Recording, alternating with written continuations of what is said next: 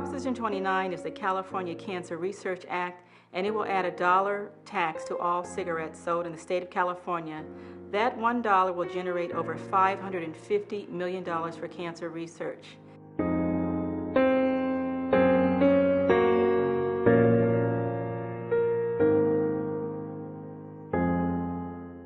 That I asked you to vote yes on Proposition 29 is because I'm a mother, and I'm also a grandmother, and I'm an ex-smoker. And it's been 10 to 12 years that I had stopped smoking, but here, just as of last year, August, I was diagnosed with cancer, and that just rocked my world. This is my father, O.C. Durham. 5 years ago, he was 57 years old when I lost him from lung cancer. This is 2012, I'm 44 years old now. We watched him dwindle away from what we thought was a strong 6'6", 240-pound human being, just full of life. My name is David Saunders, and I'm with the American Cancer Society. But I'm here today to talk to you a little bit about why I think Prop 29 is so important to get passed. It started with 2 years ago, in that my father passed away from cancer. If you've ever seen anyone die from cancer, it's horrifying. My niece died in my arms on her 33rd birthday to lung cancer. This is my mother, Connie. She died at 58 from cancer. She was also a 1-pack-a-day smoker. She did die of breast cancer, and researchers are just now beginning to understand the connection of breast cancer and smoking. But there's not enough research. We need more research to tell us about this. This is my father, Julius. He also died of cancer. He's been gone 3 years, and my mother's been gone 11 years, and there's not a day that goes by that I don't miss them and wish they were with me. You might think that I'm unlucky because my mother also has cancer as we speak. My mother is an actress, such a wonderful woman, and now she's fighting cancer. One day, it may not be in my time, but I know one day that there will be a cure for cancer. To see someone taken away and you don't have those memories anymore. As a woman who lost her mother to breast cancer over 14 years ago, and I still think about her every day, my mom had great treatment and she actually lived 10 years. But with the right research, we probably could have had a cure for her and she would still be alive today to witness her granddaughter graduating last week from Clark Atlanta University.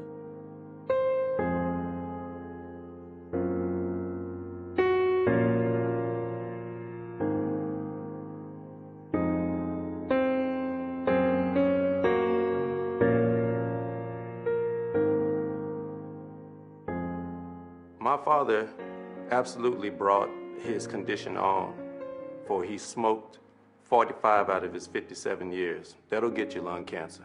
That'll get you quite a number of things. I have grandchildren. I don't want to see them smoking. Not only my grandchildren, but the generation that's coming up.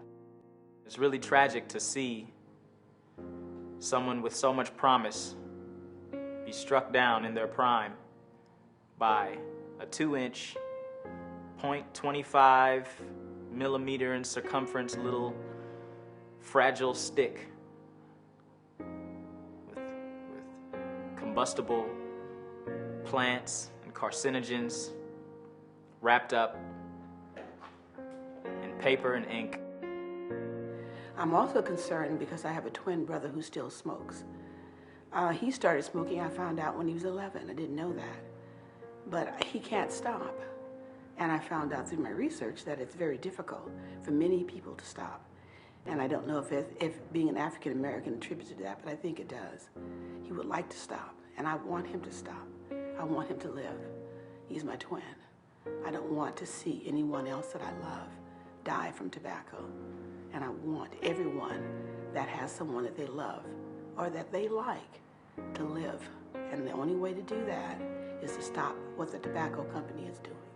You need to vote yes on Proposition 29.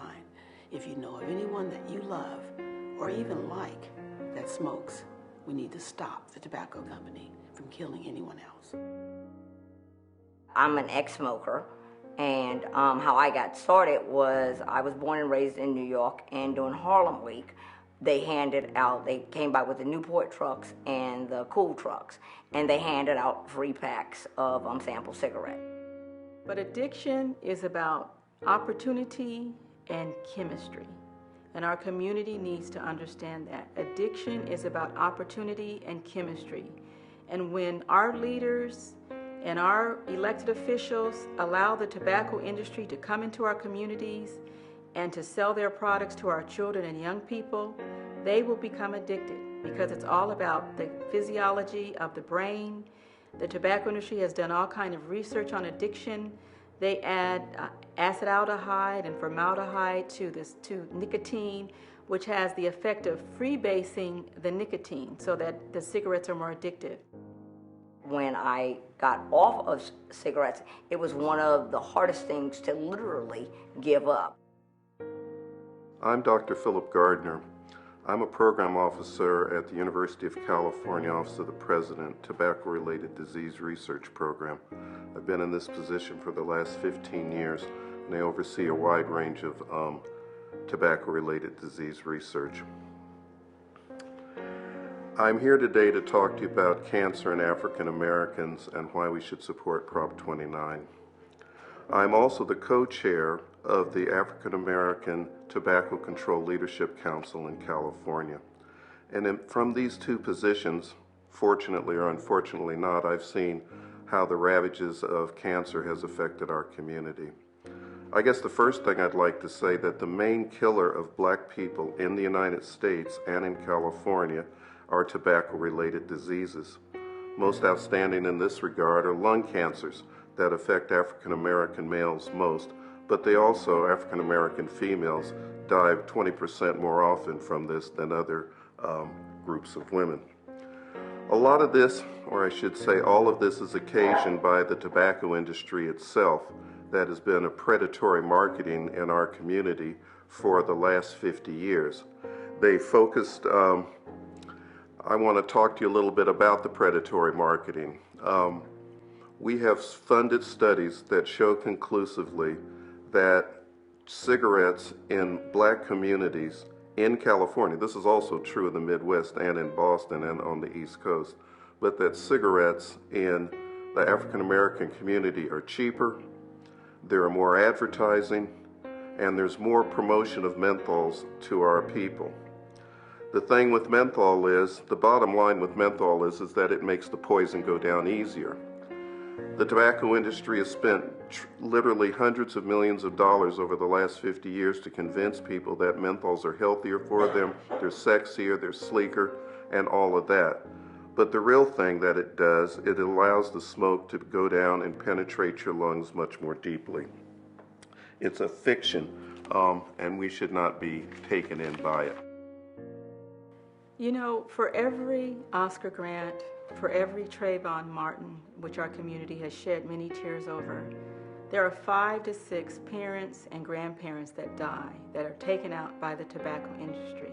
And our community really needs to understand the irreparable generational harm when we have all of these premature deaths, the effect that that has on our families.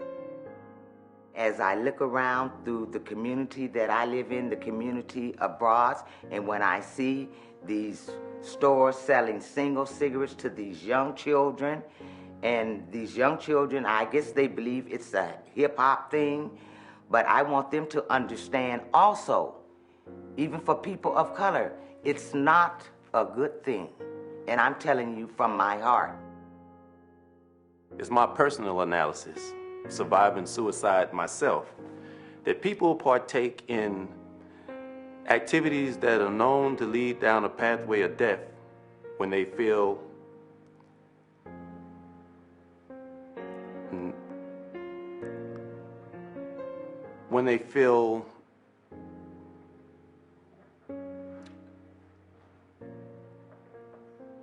hopeless and unfulfilled.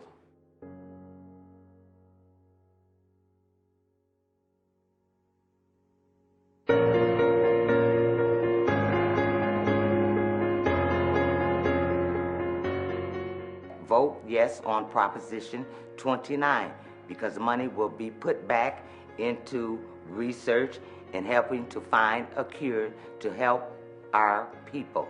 Prop 29 is something that I'm going to definitely look forward to seeing on the ballot. So I'm hoping that you and your friends and others in the community stand up, vote yes on Prop 29. There is money, as I said, for research.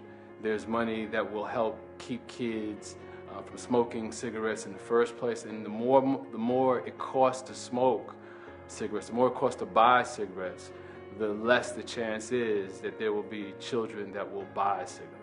The tobacco industry already, and it's not even the 5th of June, has spent over $40 million to promote No on 29. They have put a whole array of lies together, and I'd like to take a minute to confront some of them.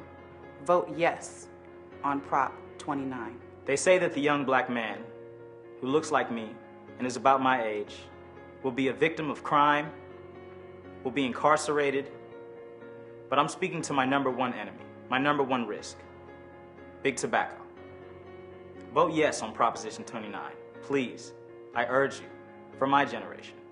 So that we have an opportunity right now to fight them by voting yes on Proposition 29. Tax tobacco, tax cigarettes. And the only people that pay tax on cigarettes in Prop 29 are smokers, no one else. The tobacco company won't tell you the truth. I'll tell you the truth because I've lost a loved one, and I don't want to lose anyone else. If you love anyone who smokes, or you like people who smoke, say yes to Prop 29. I'm urging all Californians to vote yes on Proposition 29. Proposition 29 will save lives, it will save money, and it is one of the most important public health initiatives that will be on the ballot in California for years to come. Please vote yes on Proposition 29. Please, I urge everyone, yes on Prop 29. Please, yes, yes, yes. So please, listen to those that know best, that have the right information. Vote yes on Prop 29. Thank you. My name is Kimberly Bankston Lee, and I'm asking you to vote yes, yes, yes on Proposition 29 on June 5th. It will save lives and cure cancer. Yeah, I'm Philip Gardner, the Tobacco-Related Disease Research Program and co-chair of the African American Tobacco Control Leadership Council, and I strongly, strongly encourage you to vote yes on 29 on June 5th. Thank you very much.